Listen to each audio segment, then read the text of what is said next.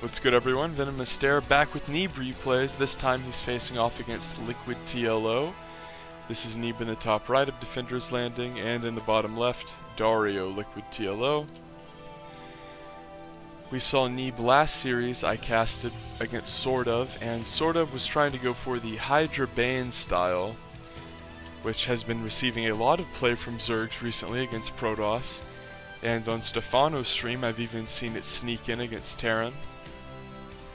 But Neeb played very well. He used the Warp Prism a lot to make sure that he always had an option whenever the Zerg pushed him.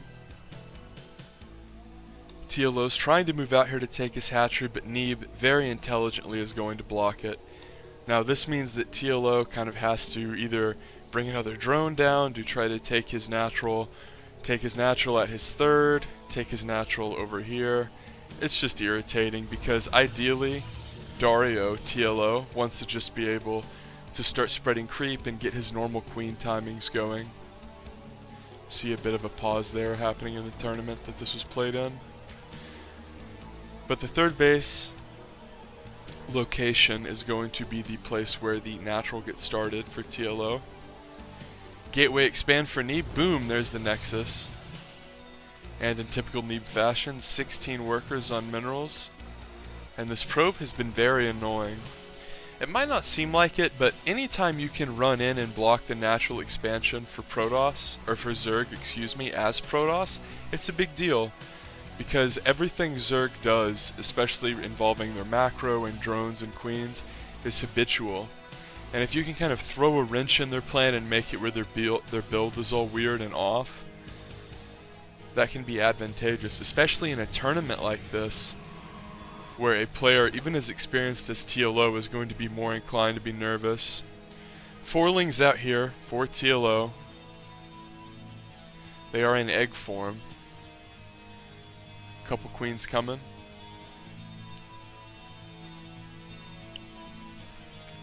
So completely normal stuff here.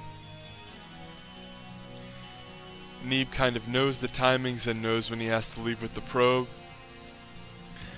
TLO walks out with these lings. He can now safely take this base. Which this is going to be so tricky, because do I call this the natural or the third? Because it is his third base, but it is at the natural location. Cybernetics core, of course, with this gateway. Always want to build your cyber core right as your gate finishes, and Neeb used it to help wall in.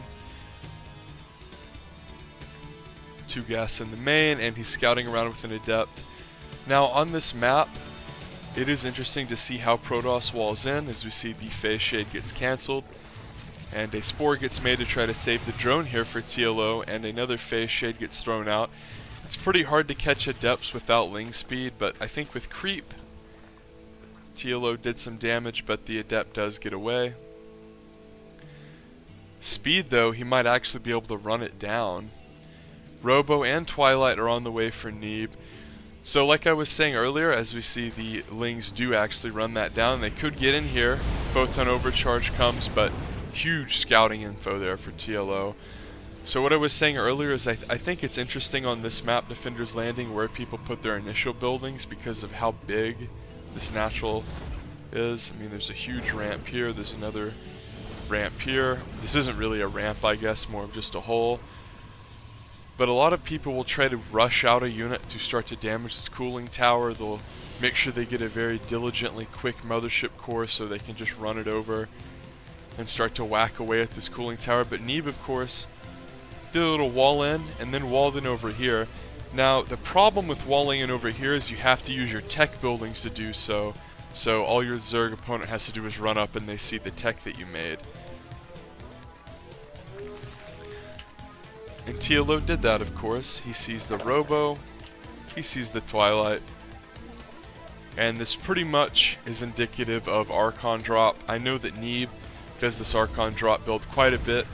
It's considered pretty standard at this point, but I think when you look at people in terms of stylistically what they do, usually, if I was playing against Neeb and I saw a Twilight and a Robo, I would suspect Archon drop, not like 8 gate Adept all in or something. Two DTs come out here. TLO has a spore beautifully placed, and Neeb does do a hot pick up there, saves both DTs. And it's always difficult whenever you're running in with DTs for the first time to know how ready your opponent is. And it can be tricky because sometimes your DTs can get bursted down. So it was a nice job from Neeb there not to have the Warp Prism way too far away. TLO is going to counterattack with roaches, as often with this style. It seems like, oh, he's in my face with the Archons, it's so hard to do anything. Well, the Protoss usually is playing really greedy when they do builds like that in terms of having units at home. They don't really have a lot at home. They're relying on those Archons to try to keep you pinned back. Neeb not really using Overcharge here, that is a bit odd. I don't really know why. We're going to see here the Archons. Maybe he just wanted to do this and bully him with the Archons. The Adept is going to be cleaned up over here on the right. Roaches are on the way for TLO. Roach speed has started. Another gas is on the way. Immortals are being produced here for Neeb. Against Sort of, he threw down a second Robo at one point and kind of double pumped Immortals. I'll be interested to see if he does that this game. Here come the Archons. There's only one Queen here and a Spore. Now this is what's so great about the Archons, is since they're so beefy and all of their beef is in shields, you can just drop them pretty much with impunity because they're not going to get bursted down by hardly anything. The Observer's out here and Neeb will drop these Archons and start to clear the creep. And since look at this, 10 HP, 350 shields. Now I know almost everyone is aware of the fact that an Archon is almost completely shields, but consider that when used in conjunction with the Warp Prism, it's even more powerful because the Warp Prism gives you the opportunity to constantly recharge shields, and if you're never really taking hull damage, then that's great. But we could see the Warp Prism get chased off here. Ooh, Neeb like almost stutter stepped and lost it there. Perhaps if he didn't have the Observer trailing behind, he might have gotten sloppy and lost it. But he had the Observer with it, he remembered that those Queens were coming and he got away. Tries to take out. Woo! Nice pickup there by Neeb. Does he have Warp Prism speed? Nope. I don't even think he has a Robo support bay. 6 gates are out here for Neeb, so he has the ability to produce some stuff, but he's really going to be relying on Archons here and these Immortals. 6 gates off of 3 base isn't really like a crushing advantage in terms of being able to overwhelm with Gateway. Swarm hosts are coming out here for TLO, so in typical TLO fashion, he's going to deviate from the metagame. Now, most people go Hydra Ling, or, you know, sometimes even Roach Hydra, but Hydra's really the crux of that issue. They're always involved in some capacity. Notice this Warp Prism's empty, and the 2 Archons got left at home. Now, it's very interesting to me that TLO forgoes Hydra, so this Warp Prism suddenly is a huge pain in the ass. But then he also goes Swarm Host, so I guess he's going to go Swarm Host, attack the main, and then push the third with Roaches. Now this seems like a good idea because making your opponent multitask, even a pro gamer such as Neeb, is almost always a good idea. But Neeb has some Immortals. She's been hard producing them the whole time. 5 of them are already out. A 6th is on the way. Zealot legs are almost done. And we're going to see if TLO... Okay, just 2. So he's going to send the Roaches in as Neeb is trying to take his 4th. It's very tricky. Protoss doesn't want to fight up this ramp. Are we going to see the rest of the Swarm hosts? We are. Okay, so 2 gates get shut down. That's annoying for Neeb. The Speed Zealots come up. The Nexus gets cancelled. And are we going to see a fight? Suddenly it is the Protoss player who has the high ground advantage. And Neeb can just sit up here with Force Field and Guardian Shield. That is an option. Neeb also wants to run over here and try to clear out these... Cancer hosts. I wanted to call them Cancer hosts. Hesitated because they have been changed and they're not really that cancerous anymore. But the Swarm host here might get picked up. I know when I'm playing against them as Terran or Protoss, they feel like Cancer hosts, as those free units are really not fun to fight against. Roaches are out and they're going to clean up that one Straggler Zealot, as there were 5. And of course the Warp Prism can only hold 4. So more Swarm host harass coming. As I'm having mouse trouble, apparently there's like dog hair on my mouse pad. Speed Zealots coming forward here, and it is very important to save this pylon because this is the pylon that Neeb would reinforce in if there is a Zealot run by. And we see there's 4th base deflection going on, lots of multitasking. Cybercore might go down, another huge thing. Okay, so Neeb is severely restricted to what? DT, Immortal, High Temp, and he's losing more gateways. He lost those 2 over here. TLO's doing a great job multitasking, and this Warp Prism is paying off in dividends for Neeb, as it might not be getting tons of unit damage, but it's making TLO constantly have to reposition. 25 Banes on the way for our creative German Zerg, as well as a Greater Spire. So there was a lot going on. I might rewind at the end of this game to kind of take a look at what was going on at this fourth. It really just looked like TLO got his Roach Army pushed back, though, because over here there was a lot going on. We saw the Swarm Host get pushed back, but not really die, and then they advanced all the way up here, killed the Cyber Core, and that was so irritating for Neeb. Does he have a new Cyber Core? Beautiful stuff, yes he does.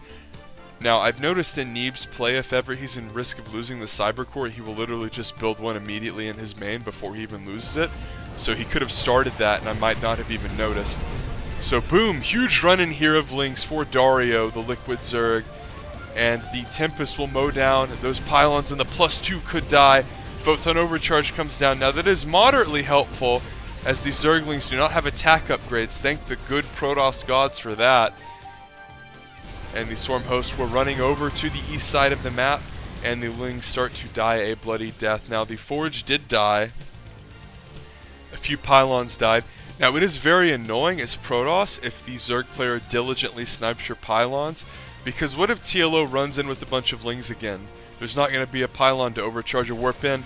Zealots are over here, but TLO look to be ready. Oh my god, that's so many Banes. Do not run Banelings into Archons. It looks like TLO already did for the most part.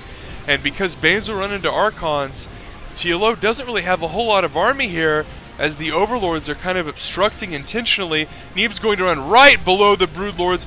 Corrosive Bile being cast here, but suddenly TLO, who made so many Banelings against an army that is so good against Banelings, and TLO's in this weird position where he has Broodlords and he has to protect them. The Immortals are going to be pushed back, but Stalkers are out here, and Neeb pushing forward. He has a lot of ground devastating units, but not a lot of anti-air.